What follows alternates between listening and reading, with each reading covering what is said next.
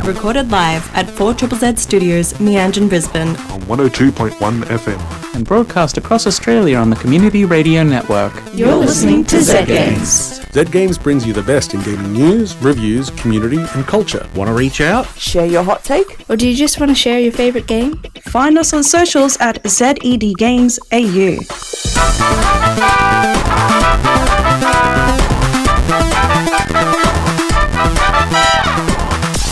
This is Z Games! Woo!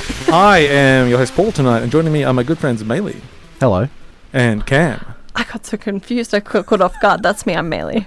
Okay, I'm Cam. Fair enough. I mean, he picked up the slack, and you could have just rolled with it then. Yeah, it would have made Maylee look better. Now I knows. It was just dead air. Cam saw the opportunity to maybe explore part of himself that previously has been left unexplored. And sorry, frankly, Cam. it's long overdue. Yeah, I mean, previously we just had to do it in The Sims, but now, now we can just impersonate each other on radio. I built my Sims to make it like my own apartment that I lived in back when I was living by myself in a one-room apartment as a games journo, and he got so depressed that he just died. Oh my god. Oh no. And that was a life lesson.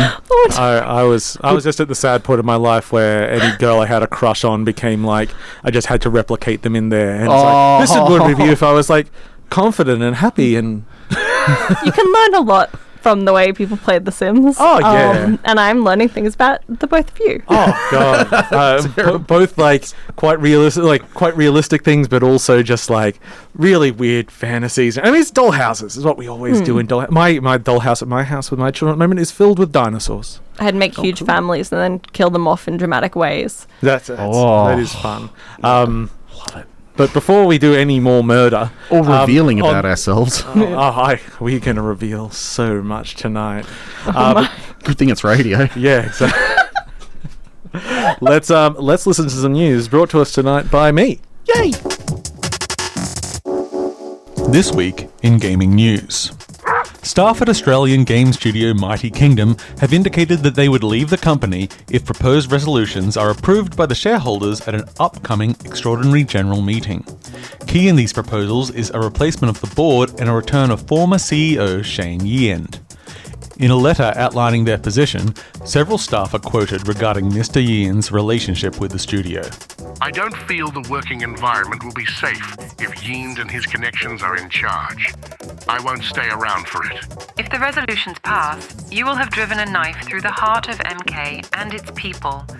We will not stay, and everything that is currently representative of a business that will succeed will simply tumble like a house of cards. Who is going to do the work when we all stand up and leave? I would encourage our shareholders to remember that they are investing in the people and the talent, because it is the people who make the games, not the business. If you vote for Shane, you vote against MK, and we won't be here to see what happens next if you do this. Mr. Yeend has posted his own letter defending himself, which you can find linked on our website. Awesome Games Done Quick, the yearly speedrunning event which raises money for the Prevent Cancer Foundation, is on again and runs until January 21st. This year's event has featured a first, however. Peanut Butter, part-time speedrunner and full-time dog, has been featured playing the NES classic Gyromite. The Shiba Inu spent a year of vigorous training to play a game with his custom adaptive controller. Assisted by human JSR, Peanut Butter live-streamed the playthrough, but due to some unfortunate RNG was unable to post an official time due to a game over. Despite this, everybody agreed that he was a very good boy. Take-Two Interactive are suing Remedy to prevent the trademark of the developer's new logo. They argue that Remedy's logo, a stylized R, too closely resembles the logo of their subsidiary company, Rockstar, which also features the letter R. Take-Two have a long history of aggressively protecting their trademarks, including challenging the trademark of the video game It Takes Two. Hot sauce enthusiast, documentary subject and infamous video game player Billy Mitchell has settled his lawsuit against video game record platform Twin Galaxies after being banned and having his scores removed back in 2018 after allegations of cheating.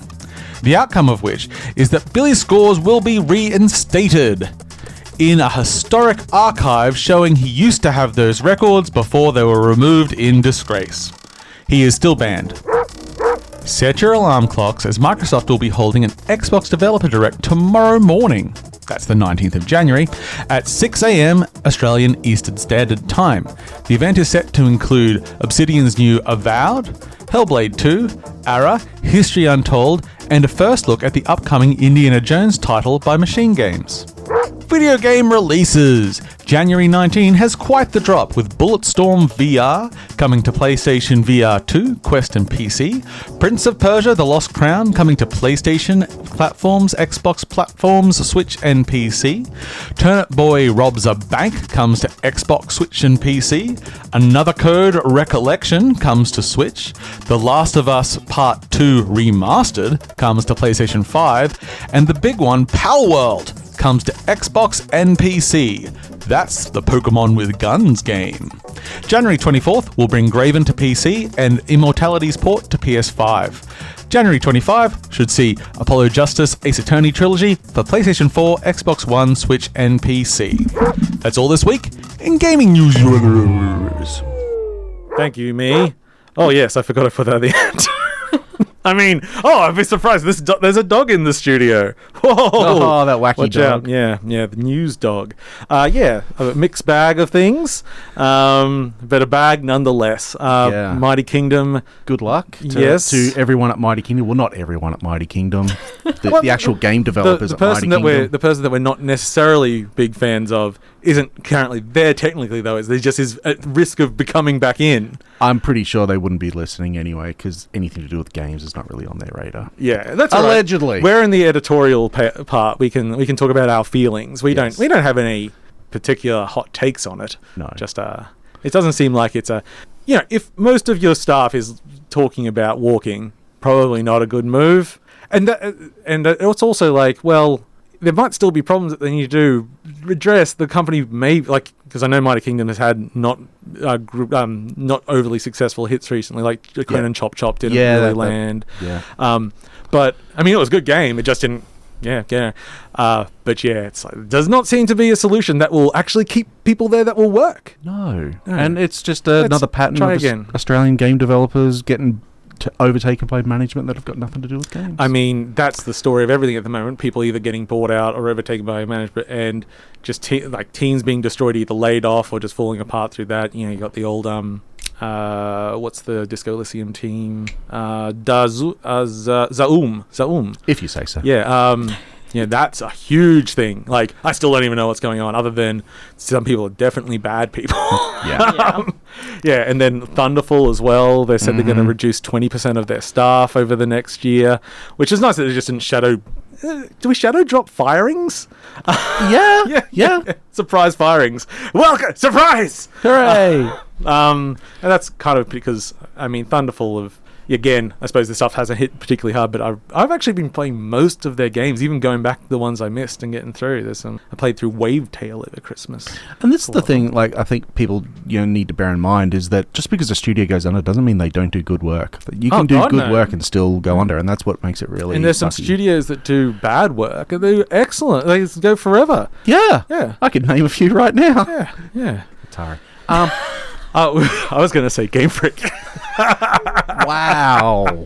That's all right. I'm a Palworld boy now. Yeah. Oh, yeah. Before I get into any more trouble, this is Zed Games. I'm Paul, and join me, Cam and Maylee. That's me this time. Hooray. Which one's you? Whichever. Okay. And you're still... I'm flexible. You're still the other? I'm good. Oh, no, the reviews are coming in! We're falling through the sky! Gonna do this all. Gonna sing a little song about reviews now. Reviews. Hello, reviews. G'day. It feels like something my son would say. At the moment, he just says hello glasses to everyone. He just loves glasses. Anyway, I'm not reviewing my son tonight. I am going to review a game called The Cub. But before I talk about The Cub, I must talk about a previous game by the developer, Demagog Studios, called Golf Club Wasteland. So 2018, this game dropped, and I have a strange affinity to odd golf games. It's just like a basic mechanic you can do a lot with. Probably ever since Kirby's Dream Course and things like that. I mean, it's basically Scorched Earth. It's basically a golf game. You choose angle and power and everything else is up to your imagination. So I got this game, and the world's like apocalyptic, and you're a sort of sad man in a spacesuit, and you're just golfing around the wasteland. And the golf was a little subpar. But weirdly, the game wasn't about golf. It's certainly got a golf game in it. It's a quite strong narrative game about humanity destroying the planet, leaving it to Mars, and then kind of coming back, in this case, to play golf. And this game has now spawned 2 sequels. One called High Water, which we've actually played a song from quite a number of times. It's a good song. Which I've only played the demo of because even though it's been out for, I think, a year and a half, 2 years now, it was on Apple Arcade. And there will be a PC release. It still says soon. So I'll find out when. But the story is primarily partly explained through the environmental art, which is really nice. It's all hand-drawn. It's really pretty to look at. But everything else is via radio. So you are listening to a radio station from Mars. So you have announcers talking about things, talking about news issues and everything, and also music. So Golf Club Wasteland is oddly one of my favorite video game albums of all time. It's very eclectic because it's made by people on Mars about both their current experience and... so you get like... You might get a punk song by someone that thinks it's kind of crappy that we destroyed the Earth, and also songs that do tie into the narrative and sort of explain what's going on. But they really commit to it. And I guess I'm going to move a little bit forward to the Cub here. So at the end of Golf Club Wasteland, you meet this character who is now the star of this game. And this game starts before Golf Club Wasteland and goes on to after that timeline. So now you're playing the Cub. But this is a cinematic platformer. It's not a golf game. And High Water that we were talking about, that's like a tactical turn-based game about people trying to survive in like this open world that's just been, like the whole planet's been drowned. Anyway, so now it's a cinematic platform and you play the Cub. And early in the game, you get the helmet off someone that's come from Mars and you put it on your head. So again, you get to listen to the radio all game. And the attention to detail here is wonderful and it makes a great environment. So because you're like climbing, going underground and stuff, you go, say, behind a concrete wall or underground, the radio will start to break up and cut out. You go underwater and the music starts. At a point, the helmet gets damaged and that affects. And it all layers up and it's... much like Golf Club Wasteland, it's sort of something that you might have to restart a few times because it's as far as cinematic platformers go, it probably errs on the more like you're going to get killed by most things the first time. Some people describe Limbo and Inside a bit like that, but I didn't. I thought they were quite well telegraphed. Well, the Cub probably has a few more like, you did that job, you got squished immediately, but it doesn't interrupt the soundtrack. That's good. You don't have to re-listen to things. You don't. It just flows through. So they normally have like quite long cuts of the tracks, and so they can get between them. And honestly, just move on to another song. So I would recommend not playing any of these games if you have the audio turned off, because that is so much of the enjoyment. So the Cub cinematic platformer, you're this little mutant child that survived on the world after most of humanity left it, and you're growing up. You're running around, firstly, like interested in the spacemen coming down, then being pursued by them, and more story beats along the way. It's just wonderfully animated, like talking about the attention to detail. All the little animations, things like what we love from Sonic. The tapping your foot idols. It's got all those. He'll take off the helmet, put it on the ground and sit on it. That'll affect the sound too. Just love it. And you're like running past like a glowfly and he'll reach up and try to grab it. And yeah, everything is just animated with real attention to detail. Most areas are pretty custom.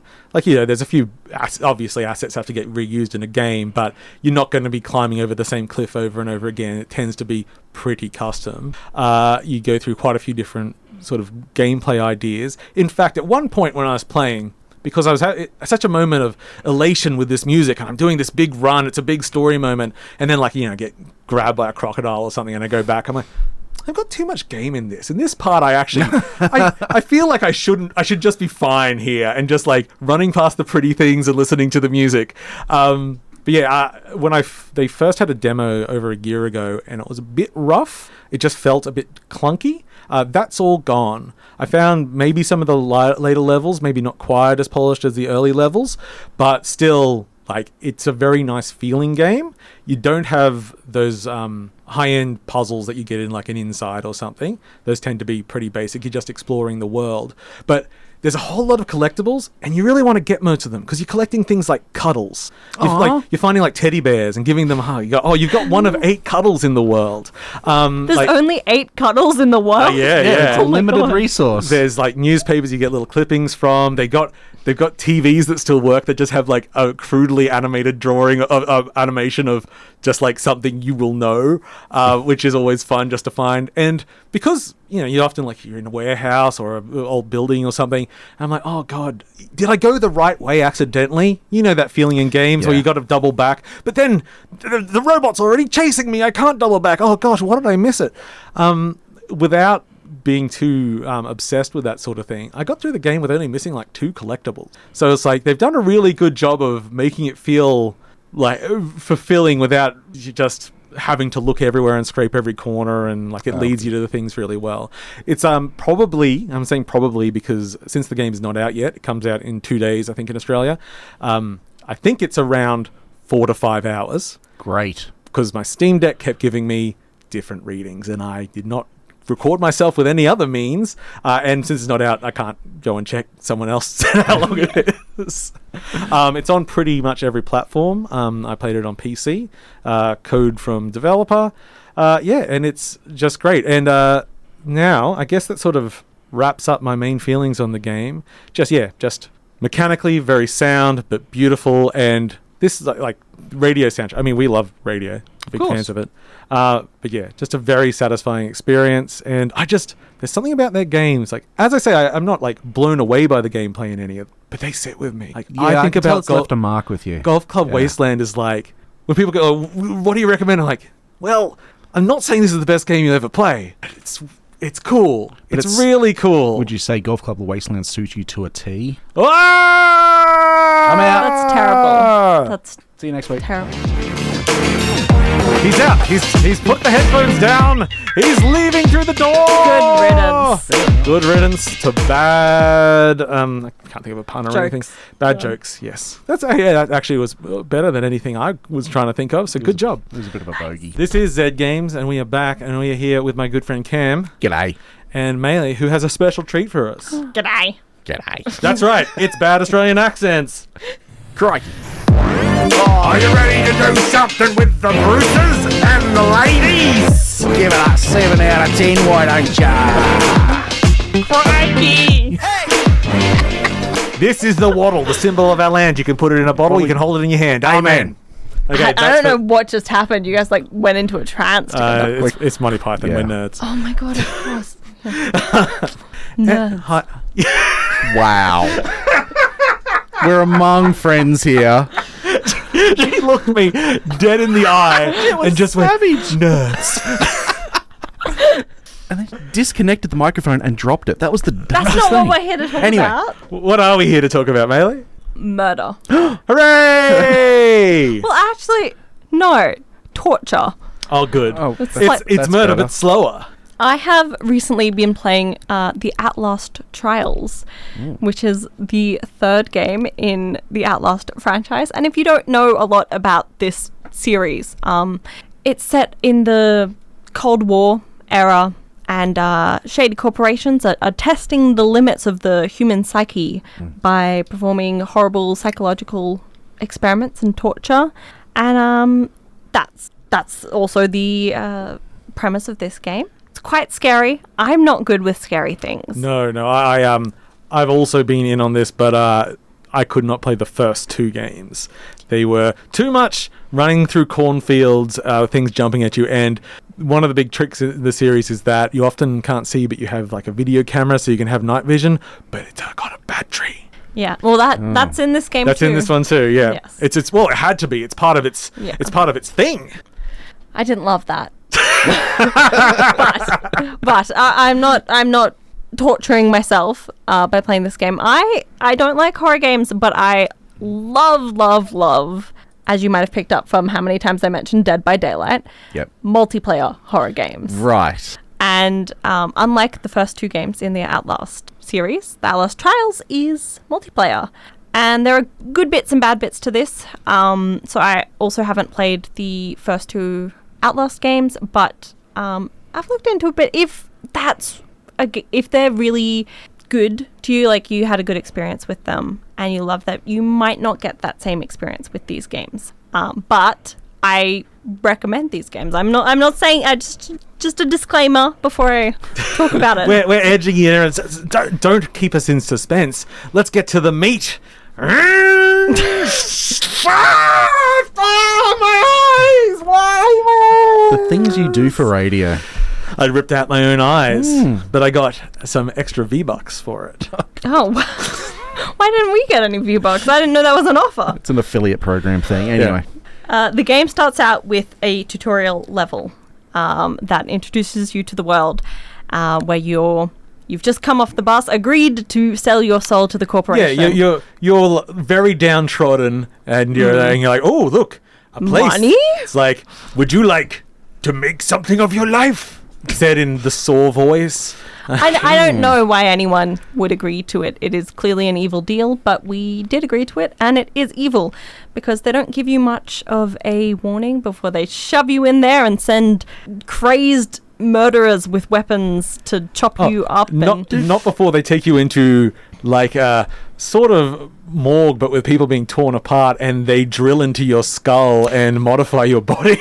Well, yeah, you have to be from ready the first person perspective. At this point, I have to ask, what point were you like, oh, this looks like a good idea for my evening? Like, drills in the head? The moment I saw the trailer. Really? 10 seconds in. Oh, interesting. Okay. The thing that you're forgetting, Ken, Yes. is that this game is multiplayer. It's multiplayer. Right, and that's the hook. Yeah. And not just that, because nothing cuts through horror than your friend running past you, giggling, while some axe-wielding maniac is chasing them. And... Okay. It's truly incredible. The tutorial bit is the scariest part of the game, at least I've played so far. I haven't done all the levels, but it's scary because you have to play it on your own, and it's like 25 minutes. And I honestly was questioning whether I'd be able to play this game because I did not like the tutorial experience, and I am a wimp. But even when the baddie of the tutorial pops out with the evil llama puppet, yeah, terrifying. It's the structures because it's so much of like a modern multiplayer game where you go to the lobby because in between these trials that you're going through, it's like, oh, everyone's just stuck in this prison, and you can walk around and chat to people and improve your room and get new costumes. One of my favorite parts of this game is when you're in the prison waiting, and you know, random people, online players, are also in your lobby, to help the people pass the time before their torturous trials. The corporation kindly provided a chessboard and some tables where you can challenge other strangers to chess or to arm wrestling. And one of my favorite experiences was just a bunch of people. I couldn't speak to them, I didn't know them, but we all crowded around. Two of us were arm wrestling and everyone else was just pounding on the tables, which was a nice touch that they let us, that they added that in, that everyone could pound on the tables to egg us on. It is good because it's like you have your own cell which you can decorate. Lovely. But because that's the game, they've designed this game as a live service game, so it has all the things that you want. It had special Christmas events. Aww. You get Christmassy stuff. I think I didn't actually play one of the rounds, but last week they have like themes of the week, and it was like this week there's no healing items or antidotes. I think the current one is that you're always in a state of psychosis, which means that you're seeing hallucinations, and there's the Skinner man, who is a psychological... I call him Skinny Boy, because he will chase you down and kill you, but no one else can see him, which is especially fun in multiplayer because you're running for your life, terrified this guy's coming to kill you. All your friends are just standing around and have no clue what... I love Cam and I as alternate views of horror, where you start describing this, I start laughing and just like holding my ribs in of like, oh my gosh, that sounds so delightful. And Cam's just like, why would anyone? My lord, that's... My monocle popped out. Oh, both monocles. So, yeah, if you're looking for a really intense horror experience, I think you might be able to get that if you played it solo. You can 100%. play it by yourself. And you could play it hardcore, like with a friend. Like you role play into it a bit. Yeah. You just do less of the like giggling at each other. I think the more friends you play with, the harder that becomes. That would be. Yeah. But a pair of you could really get into the stealth because there isn't any combat in. Well, there's a lot of combat to you. They will stab your eyes out and fillet you. Is this first person or shock you? First person. Oh, okay. It's very intense. Right. Like, the whole modification of your head and everything at the beginning is quite full on. But I think the thing is, it's also still early access, but it doesn't really feel like it. It's got quite a lot of content, and they're doing all that live service stuff already. So you get a really full package, and it's just going to get more. There's currently 3 maps out, and in each map there's several different trials for you to take. Right. Different objectives, different ones to play. I feel like if you got through all of it that's currently out, I don't know how much replayability there is. If you learn the maps and everything too much, it obviously cuts into the horror of it. But also the fact that they're constantly doing modifiers to the game, I think, keeps it fresh. And they are bringing out more maps between now and release. So is the loop like you go in and then you have to like kill or be killed, and then you survive that and you go back to your cell and you've got like an extra pot plant in your cell or something? Well, you get money and you can add skills, but I'll talk to the game. The first map is the police station, and the first mission you have is to deal with a snitch. There's a snitch. Well, we know what happens to snitches. They get ground up in a meat grinder in front of you, and it is very unpleasant. So it's lots of locked doors, and you're set loose in a labyrinth. You, in this first one, have to find the right keys to open the doors to get where you need to go. And you have to start some generators, which involves lugging very heavy, very noisy gas cans through complete black rooms. Gotta keep those batteries. And I imagine sound takes a... Sound is a huge one. So if you're in the dark, you have the night vision, but most of your enemies don't. So if you are completely silent and completely in the dark, you can be unnoticed, which is great, but not so great if they're lingering around. Yep. It is... I have noticed it's pretty good, but because it's early access, the AI is sometimes a bit janky. You don't want AI to be too good in a horror game. No, that's true. It does make it funnier.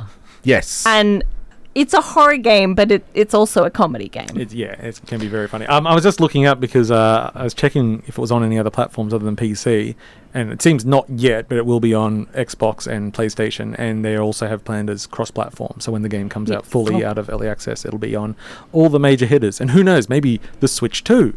Hooray. Or the, whatever the Intellivision thing ended up being called. The Amico? The Amico, but now it's just an app. Anyway, we're going to call that the end. Maylee did a review. It was really, really good. Now, you're not going to sleep because they're going to pop you in the hood. Don't pop me in the hood. Dear my lord. Okay. I don't know what that means. I don't know. Okay, we are very short on time, so thank you for listening to Z Games on 4ZZZ, the best community radio station in Brisbane. Best radio station, full stop.